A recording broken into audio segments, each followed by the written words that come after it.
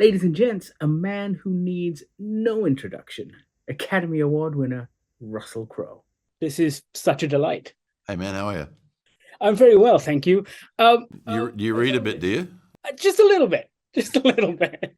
I don't know why. I think it was just intuition that came to me. I don't know why, but Well, your movie sent me down a rabbit hole because I picked up his books as well. right, right. And yeah, and I was wondering when you're crafting a screen version of Father Amorth, what you do to get into this character, because I was getting a little bit of Father Karras and a little bit of Columbo.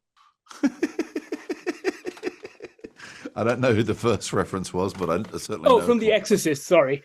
Right. Well, it was very important to me when I read the script. And it was a little bit dry when I first read it, but what I got interested in was the character himself. So I did my own research into his life and found out all these fascinating things and facts from his life that we then tried to bring into the narrative. Because he really is an intensely interesting man who's had a big, big life. I mean, at 17, he received his calling. He went to become a Yeah, priest. They said, no, you're too young, go away. He goes back to Modena and, it's 1942. The Second World War is afoot and he joins the resistance, man, and becomes a partisan fighter, has a gun in his hand and is shooting to kill, you know. He finishes his war experience. He gets wounded himself. He then goes through law school. After law yeah, school, he starts working as a journalist. Then he goes back to Rome and says, I really have this calling. And they say, well, now you've got experience. Now you can actually bring something to people. And that's the beginning of his life. He's now 30. It's the beginning of his life as a priest. Then his 30 years as a Paulist, as a communicator for the church. He works in radio. He produces television. He writes hundreds yeah. and hundreds of articles. And then when he's coming into his 60s, a man who he didn't really know very well taps him on the shoulder and says, Gabriele, I am choosing you to take over from me. And he's like, what are you talking about? I know nothing about this. And that leads to 36 years as the chief exorcist for the Vatican and tens of thousands of exorcisms. And that's what makes it so fascinating, because he lived a life before doing that stuff. And so Yeah. he's got all this experience. And that's what your movie left me wanting, because forget the Father Brown stuff. I want Father Amorth mysteries. I want you Right. on a Vespa riding around fighting demons, man. It's a Lambretta. It's no Vespa. Oh, sorry. It's a Lambretta. It's very important. You know this? Sorry. Lambretta, man. Yes, yes. Allora. Forgive me if this is a somewhat personal question, but when you do something like this, when you take on such a deep dive into an interesting personality like this, I'm curious as to whether that forces you to reconsider your own faith or how you see the world. Oh, but always, though, because, I go always into these roles with a very open heart, and a very open mind. I don't know what I'm going to discover, and I just go for a little sniff around, And I think that is that benefits this movie greatly, because there's a whole bunch of humanity in the character that wouldn't have been there if I hadn't have gone and done the interviews and met people that knew him and found out more of the flavor of who he really was as a man, I look at him, I look at what he was doing, how he faces people who are in the darkest periods of their life, deeply Yeah. afflicted people, and tries to reach inside them and bring them to the light, And I looked at that and I was like, well, how does he manage to do this?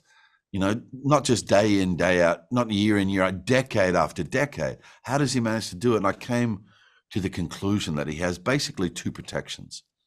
One of them is the purity of his faith. Yeah. And the other one is his sense of humor. Yeah. And these two things make it very hard for the devil or the demons to get a hold of him, because one, his belief is pure.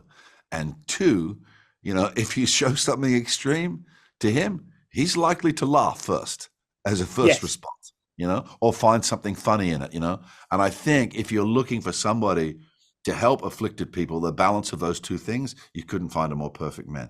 Who knew that? The person that gave him the job. He didn't know it himself. Absolutely. I don't know if you're planning on doing this, but make more of these, man. It's a blast. There's definitely a construct set up within the movie, right? There There's is. Yeah. 200 dark Exactly. angels buried in the earth. Exactly. There's 199 to go. I'm out of time, but before I let you go, I just have to say this. Every now and again, I put on a good year and then have an existential crisis about my life and what I'm doing with it. I love that movie. Thank you very much. Right. That's actually what we made it for.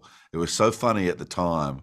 And when we did that, and people said, why are you and Ridley doing a rom-com? Because they were expecting another Gladiator or whatever. So, eventually we did get around to making Robin Hood and bigger spectacle films like that together. But we made a rom-com from a male perspective. So it's exactly right what you said, that, a man of your age sitting down watching that film and going, what am I doing with my life? That's exactly what we made it for. All the attitudes and things in there, it appears to be a rom-com, but it's all from a male perspective. And what age would that be, sir? No, I'm joking. Thank you so much for your time. You, sir, are amazing, and it's been a pleasure. Thank you, mate. Look after yourself.